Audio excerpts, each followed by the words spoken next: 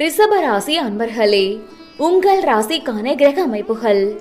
ராசிஸ்தானத்தில் குருவும், குடும்பஸ்தானத்தில் செவ்வாயும், புத்திரஸ்தானத்தில் கேதுவும், அஷ்டமஸ்தானத்தில் சந்திரனும், பாக்கியஸ்தானத்தில் சூரியனும் புதனும், தொழில் ஸ்தானத்தில் சனியும் சுக்கிரனும், லாபஸ்தானத்தில் ராகுவும் இருக்கிறார்கள். உங்கள் ராசிக்கான பலன்கள். இந்த வாரம் மனதில் நினைத்த காரியங்கள் யாவும் எண்ணிய விதத்தில் நிறைவேறும். கூட்டாளிகளின் ஆலோசனையால் தொழிலில் முன்னேற்றம் ஏற்படும். தவறிப்போன சில வாய்ப்புகள் கிடைக்கும். செயல்பாடுகளில் துரிதம் உண்டாகும்.